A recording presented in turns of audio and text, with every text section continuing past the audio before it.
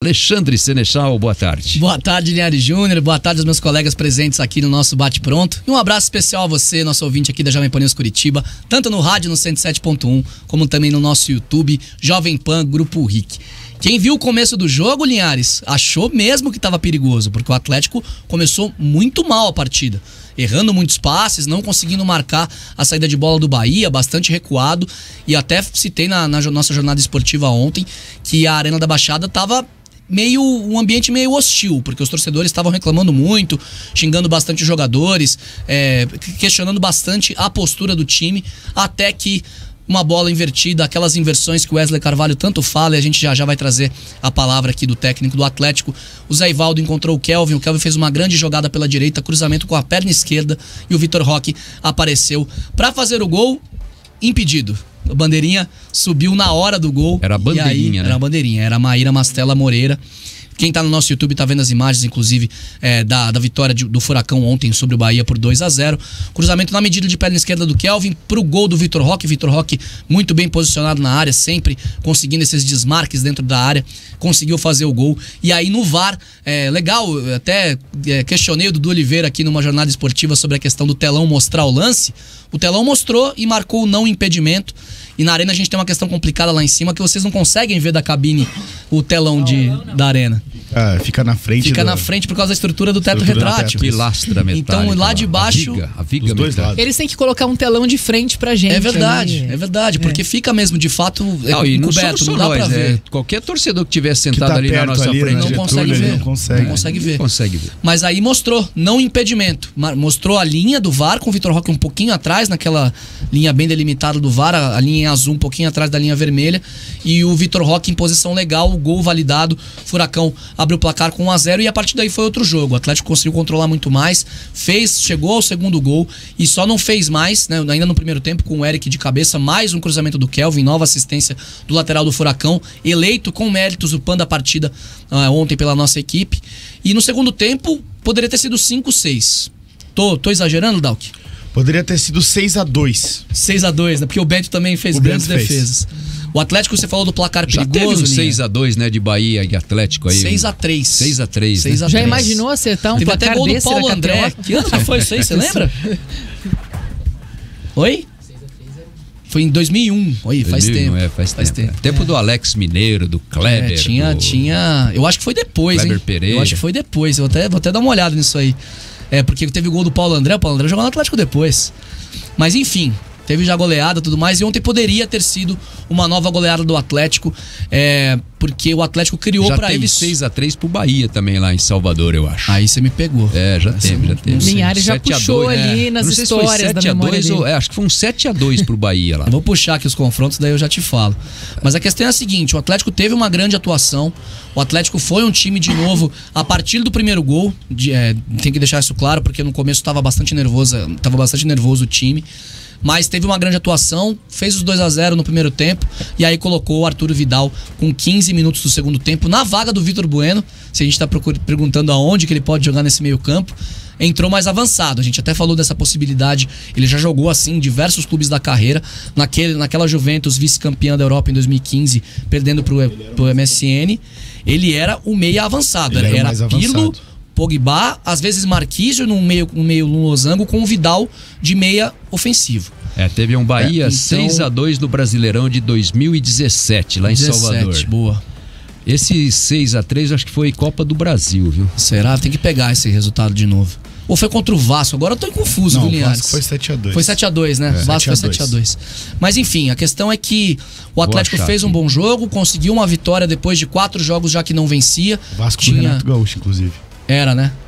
Teve um empate contra o Palmeiras, 3 derrotas seguidas, eliminação na Copa do Brasil e agora se recupera no Campeonato Brasileiro, voltando a grudar ali no bloco do G4 e, como Wesley disse, ficando a 4 pontos do Flamengo, vice-líder da competição. 6-3 foi em 2001, ó. 2001 mesmo, então tava certo aqui. Isso aí. Dia 11 de julho. Eu acho que eu confundi, o gol do Paulo André foi contra o Vasco. No 7-2. Foi na rodada 22 do Brasileirão de 2001. 6-3. Boa. Teve então, um 5-0 também em 2011. Teve bastante goleada nesse confronto já, então, para os dois lados, pelo visto. Exatamente. Mas assim, o que fica para esse jogo? Fica que o Atlético, contra times mais frágeis, consegue impor o seu ritmo de jogo e consegue fazer o resultado. E a estreia do Arthur Vidal, que se não foi espetacular, foi boa. Entrou, ajudou o Atlético a criar várias chances. Motivado, né? Quase fez um gol, inclusive. Uma finalização que ele teve de cabeça numa bola cruzada na primeira trave, em que ele desvia pra fora. Mas assim, mostrou que tá com vontade, né? E falou sobre essa hambre na entrevista coletiva, né? Sobre essa fome. O Vidal deu entrevista em espanhol. Ele falou sobre essa fome de títulos, inclusive veio pra conquistar a Libertadores da América. Fica uma boa imagem, né? Do que a gente viu do Atlético e Bahia, do que a gente viu da estreia do Vidal. Ah, pra mim ficou uma imagem muito boa. O Vidal é um cara que ele dá muita dinâmica, né? O Fernandinho, ele tem muita importância no time, e o Fernandinho, ele dá a dinâmica muito mais com o passe, né? Com o lançamento. O Vidal não, o Vidal ele se movimenta muito. E isso me chamou a atenção, porque eu esperava talvez um Vidal um pouquinho mais parado, principalmente pelo que eu vi dele no Flamengo. E não, ontem pelo menos com essa fome que ele disse, com essa vontade, ele participou muito, ele buscou o jogo, ele tentou, ele, quase fez um gol, inclusive, foi 30 minutos do segundo tempo, essa cabeçada que você citou. Então assim, eu gostei bastante da estreia dele no geral. O segundo tempo, olha só, eu anotei várias coisas aqui do... Que letra bonita, Dalk. Essa aqui ele fez caligrafia aqui. Não, essa aqui tá ruim, essa aqui tá ruim. Vocês não estão vendo aqui, mas tá é claro. Bonito. Volta ali, Dalk. Se você pegar o caderno do Dalk, o primeiro tempo... da escalação ali, milimetricamente. Deixa espaço pra defesa, meio campo e ataque. O Linhares faz isso também. Mas a questão é a seguinte: primeiro tempo, o Dalk anotou 7 linhas. Segundo tempo tem umas 12, 13 linhas. Então, pra você ver como foi assim, o volume do segundo tempo, foi muito maior. Ó, né? Com 11 minutos você viu a cabeçada do Vitor Bueno pra fora. Tudo bem que foi meio sem querer, mas a bola passou muito perto da trave.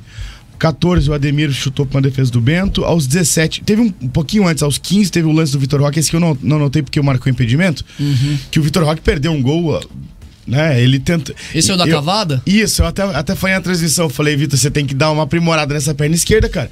Porque se ele gira o corpo ali, se ele ajeita o corpo e bate de esquerda, o canto inteiro tava livre. Ele tentou mais difícil, que era dar uma cavada no Marcos Felipe em cima dele.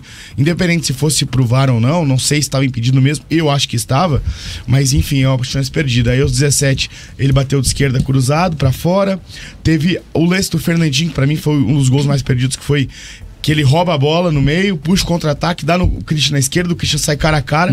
E o Christian, que tem um arremate muito bom, não costuma perder esse tipo de lance, bateu chapado, a bola foi pra fora.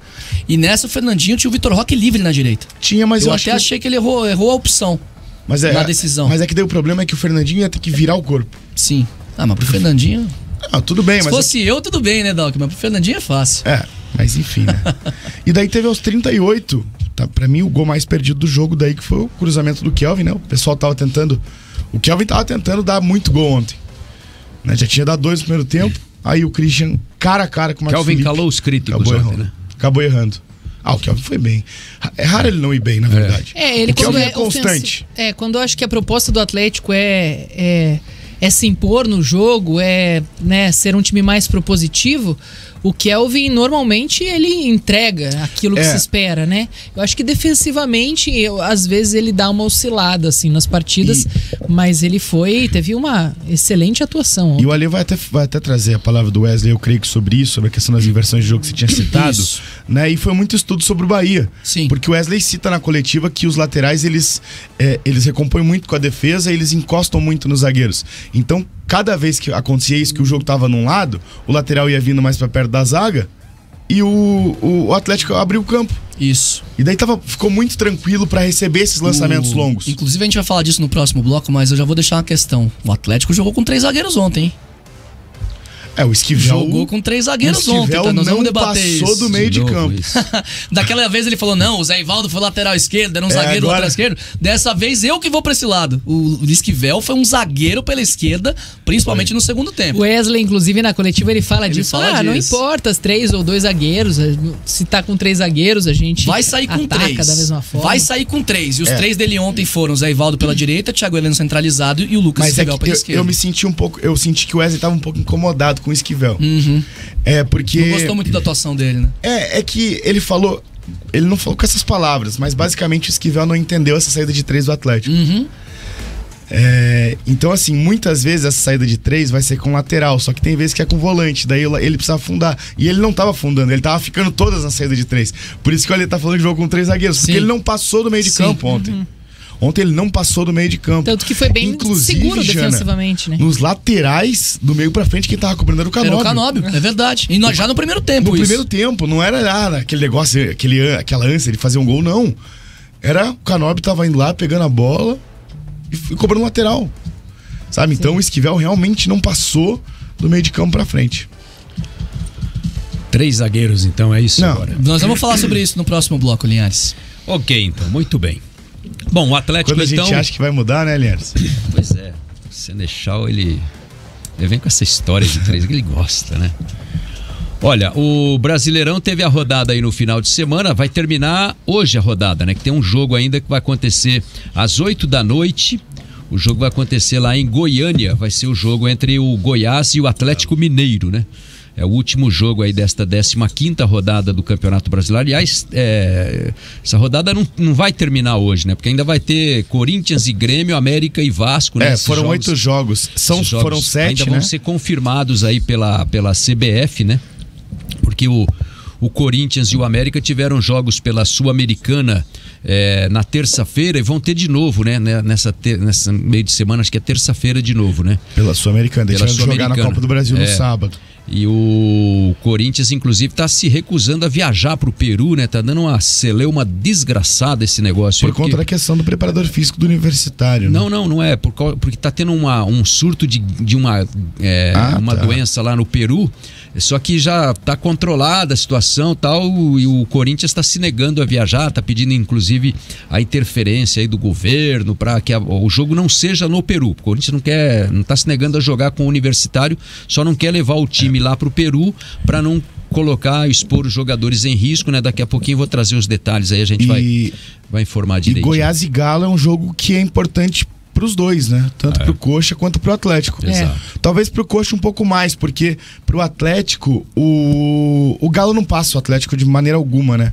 Vai ficar com a mesma pontuação, mas o Furacão tem 7 Uma vitórias. Vitória do Galo segura o Goiás ali com a mesma pontuação do Curitiba, e o Curitiba tem a chance de passar o Bahia. Tem 23 e 7 vitórias. O Atlético Mineiro tem 20 pontos e 5 vitórias. Então não passaria, ficaria atrás. Não tem como passar, mas mesmo assim, né?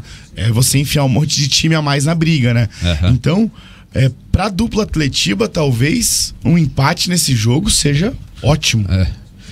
Se cada um pensar em si, é melhor o Atlético Mineiro ganhar pro Coxa, né? E melhor o Goiás ganhar pro Atlético Paranaense. O Galo acho que tem 5 empates, né, no brasileiro. 5 empates, 5 vitórias, 5 empates e 4 derrotas. O Coritiba tá ali. Daqui a pouco a gente vai falar da classificação, mas o Coritiba e o Goiás têm 11 pontos, né? O Goiás tem uma vitória a mais. O Vasco e o América têm 9 pontos. O Vasco e o América vão jogar nessa rodada. Ou seja, um deles vai fazer ponto ou os dois vão fazer ponto. Se terminar empatado, esse que é um resultado que é bom pro Curitiba, é um empate, né? Agora, se tiver um vencedor, qualquer um dos dois passa o Curitiba e passa também o Goiás, né? Então, esse jogo, quando ele for realizado, se fosse realizado nesse final de semana, por exemplo, se tivesse um vencedor, o